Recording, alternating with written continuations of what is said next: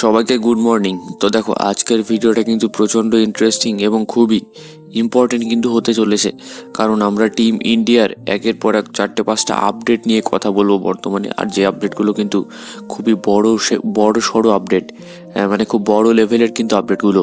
তো যাই হোক, ভিডিওটা যতক্ষণ চলে এসছো, ভিডিওটা তো শেষ পর্যন্ত অবশ্যই দেখো। আর যদি ক্রিকেট ভালোবাসো, যেটা তোমরা অবভিয়াসলি ভালোবাসো, তো তার জন্য চ্যানেলটিকে ছোট্ট একটা সাবস্ক্রাইব কিন্তু করে দাও। তো দেখো, প্রথম আপডেটের কথা বলতে গেলে রোহিত শর্মার পরে কিন্তু ওয়ানডে ক্রিকেটে ক্যাপ্টেন হিসেবে শ্রেয়াস আইয়ারকে বিবেচনা করছে বিসিসিআই।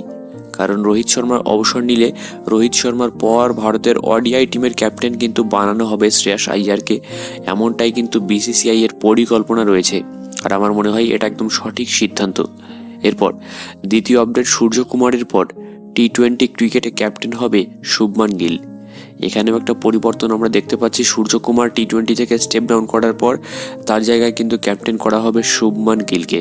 এটা একটা ভালো সিদ্ধান্ত, যেহেতু গিলকে 3 ফরম্যাটের জন্যই বিসিসিআই একদম গ্রুম করছে, সো এটা একটা ভালো সিদ্ধান্ত। এরপর 3 ফরম্যাটে 2 জন আলাদা ক্যাপ্টেন রাখার দিকে নজর দিচ্ছে বিসিসিআই। একদমই ঠিক শুনেছ, বিসিসিআই চাইছে 3টে ফরম্যাটে, টেস্ট, টি-20, ওয়ানডে 3টে ফরম্যাটেই 2 জন আলাদা ক্যাপ্টেন রাখার জন্য। তো এটা ছিল 3 নম্বর আপডেট। এবং 4 নম্বর, ম্যানেজমেন্টের বিশ্বাস গিল এবং শ্রেয়াস আইয়ার দীর্ঘ সময় ধরে টিমের নেতৃত্ব দেওয়ার সামর্থ্য রাখে। অর্থাৎ ভারতীয় টিম ম্যানেজমেন্ট এটাই মনে করে যে শুভমান গিল এবং শ্রেয়াস আইয়ার এমন 2 জন ক্যাপ্টেন, এরা দীর্ঘ সময়ের জন্য টিম ইন্ডিয়ার ক্যাপ্টেন্সি করতে পারবে।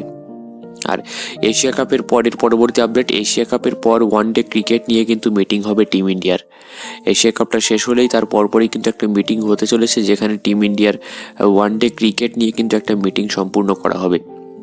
এরপর লাস্ট আপডেট, রোহিতের সিদ্ধান্তের পরেই কিন্তু ঠিক হবে কবে থেকে শ্রেয়াসকে ওয়ানডে ক্রিকেটে ক্যাপ্টেন্সি দেওয়া হবে।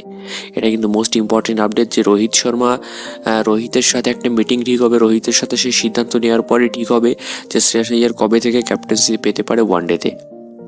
তো আপডেটগুলো তোমাদের কেমন লাগলো অবশ্যই কিন্তু কমেন্টে জানিও।